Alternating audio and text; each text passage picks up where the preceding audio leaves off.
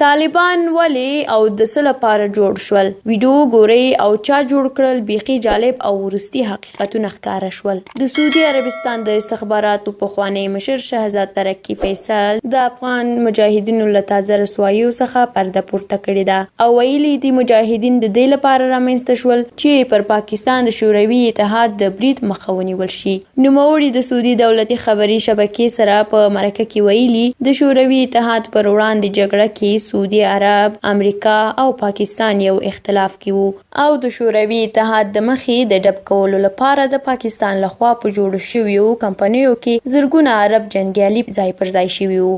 دغه عرب جنګیالي رضاکاران وو چې د شوروي اتحاد پر ضد جګړه کې زموږ د دریو واړو هیوادونو ښې مټ ګڼل کېدل. ښاغلي فیصل ویلي افغان مجاهدین او عرب جنګیالیو په پیښور کې د القاعده ډلې بنسټ کېښود او د القاعده منځته راتګ د افغانستان د کورنۍ جګړې نتیجه وه.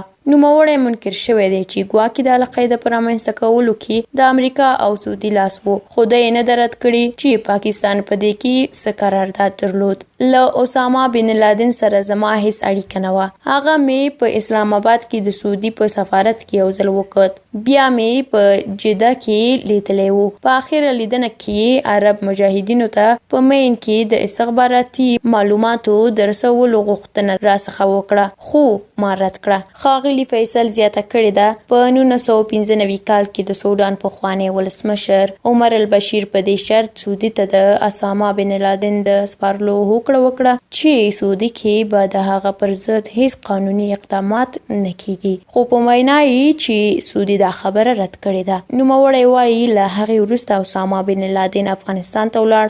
ما ته د هغه وخت ولیعهد عبدالله بن عبدالعزیز امر وکړ چې ملا عمر ته ورشم او اسامه ترې وغواړم، خو ملا عمر بیا دا خبره ونه منله. دا په داسې حال کې ده چې القاعده او وروسته ګڼ نور وهابي ترهګري ډلې پر سعودي عربستان ورتپل کیږي او ویل کیږي چې په سیمه کې د استخباراتي جګړو د مخته وړلو لپاره دا ډلې جوړې کړې وي او لا یې هم ملاتړ کوي. له دغو ډلو د وهابي داعش ډلې د جوړولو پړه هم پر سعودي وراچول کیږي او ویل کیږي چې لا هم له القاعدې سره د سعودي اړیکې پرې شوي نه دي. درنو لیدونکو ډیره مننه چې ویډیو مو تر پایه ولیدله. که ویډیو مو خوښه شوې وي نو لایک یې کړئ. د لا ډېرو ویډیوګانو د لیدلو لپاره زموږ یوټیوب چینل در سره سبسکرایب کړئ. تر بلې ویډیو په لوی الله مو سپارم. الله مو